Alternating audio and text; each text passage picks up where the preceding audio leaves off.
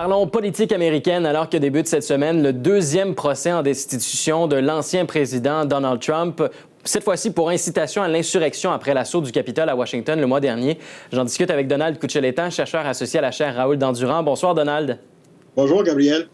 Alors le cœur du plaidoyer des avocats de Donald Trump, c'est que la tenue du procès est inconstitutionnelle parce qu'il n'est plus président. Alors, c'est quoi le but, justement, de traîner un ex-président en destitution? Qu'est-ce que ça changerait si les démocrates l'emportent? Si les démocrates l'emportent, ça veut dire que M. Trump, à ce moment-là, sera destitué pour revenir en 2024 ou à n'importe quelle date, finalement, de se présenter à la présidence, Sénat, Chambre des représentants ou n'importe quel autre poste élu à travers les États-Unis. Ça veut dire même s'il voulait être gouverneur de l'État de New York, le maire de New York, etc., etc. Fait que finalement, il a été condamné, parce qu'il ne faut jamais oublier, un processus de destitution, c'est le procès devant un tribunal qui est le Sénat. Donc, ça veut dire que ça l'enlève de se présenter si jamais il ne veut jamais se représenter à partir de 2024. Mais tous s'entendent quand même pour dire qu'une destitution, c'est quasi impossible parce que ça prendrait 17 sénateurs républicains plus les 50 élus démocrates pour qu'ils soient destitués.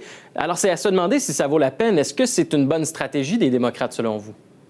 Mais tout le monde se pose la même question, Gabriel. Il a tout à fait raison de poser la question aussi, parce que s'ils n'ont pas les 17 républicains, ça ne leur donne pas le 2/3 nécessaire pour destituer Donald Trump. Donc, pourquoi tout ça? Je pense que les démocrates veulent tellement montrer à la population américaine que lui est à la source de ce qu'eux appellent l'insurrection, le fameux 6 janvier au Capitole. Donc, ça voudrait dire que M. Trump perdrait toute forme, on peut dire, d'influence. Si jamais il voudrait continuer à faire des discours politiques à travers le pays, à la télévision, etc., etc., ça veut dire comme quelqu'un à qui on pourra faire confiance, ce serait un peu évaporé devant la population en général. Et je pense que c'est la seule stratégie que les démocrates pensent qu'ils ont derrière tout ce processus-là. Parlons un peu du camp républicain. On dit qu'il y a une division en ce moment dans le camp républicain. Est-ce que c'est le cas selon vous? Bon, il y a certains républicains, effectivement, on l'a vu à la Chambre des représentants, ont voté justement pour la déposition de l'accusation contre Donald Trump. Puis aussi, probablement, au Sénat, on dit même qu'il y a jusqu'à 5, fort probablement, qui voteraient avec les républicains. Mais il ne faut pas oublier qu'en 2022, le mi-mandat, il y a 1/3 des sénateurs qui sont en élection. Donc, sur les 33, il y en a au-dessus, il y en a 20 qui sont républicains. Imaginez-vous, là. Et la même chose au niveau de la Chambre des représentants. Tous les représentants sont en élection en 2022. Donc, ça veut dire, oui, ces gens-là qui seraient prêts à aller du côté des républicains d'une façon temporaire, c'est effectivement pour sauver leur emploi comme futurs représentants ou futurs sénateurs dans l'élection de 2022. Mais dans l'ensemble, le parti semble être en train encore de tenir le coup. Puis, effectivement, même si publiquement, ils le disent que M. Trump, il faut s'en débarrasser, il faut se tenir loin.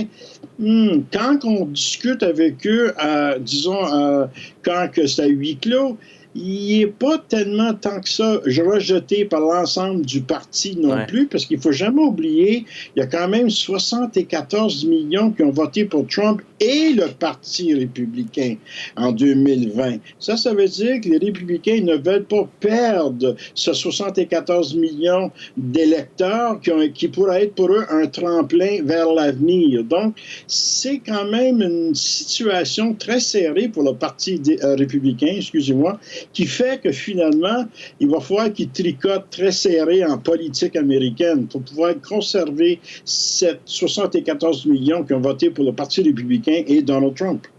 Bon, parlons quelques secondes de celui qui est président en ce moment, Joe Biden. Comment trouvez-vous ses premières semaines à la tête du pays? Bon, les 2 premières semaines, ça a été assez, bon, on ne peut pas dire facile, mais néanmoins, il a écrit au-dessus d'une trentaine de décrets. Mais là, on commence à voir que la population commence à dire, écoutez, justement, la communauté hispanophone qui dit, c'est bien beau le décret, on arrête de construire le mur, etc., mais nous, on veut plus que ça. Et même, il faut dire que même le New York Times, qui l'a soutenu, cette semaine, on dit clairement, oui, vous êtes intéressé réussi à combattre la question des changements climatiques, mais nous, on en veut plus que ça. On veut plus qu'un intérêt. On veut très vite qu'il y ait finalement des politiques mis de l'avant pour combattre d'une façon conséquente. Et ça, c'est le New York Times qui l'ont soutenu depuis les primaires, durant la campagne électorale, etc., etc. Donc, ça veut dire qu'on n'est pas prêt finalement à laisser M. Biden aller. La population, parce que le New York Times et beaucoup d'autres mondes le savent, qu'est-ce que la population attend? C'est pas simplement de rejeter M. Donald Trump, mais c'est aussi d'amener des politiques nécessaires pour la population américaine sur le plan social, sur le plan environnemental, sur le plan du travail, sur le plan d'éducation et surtout la santé. Voilà. Donald Cuccioletta, merci beaucoup d'avoir été avec nous ce soir. Plaisir, plaisir.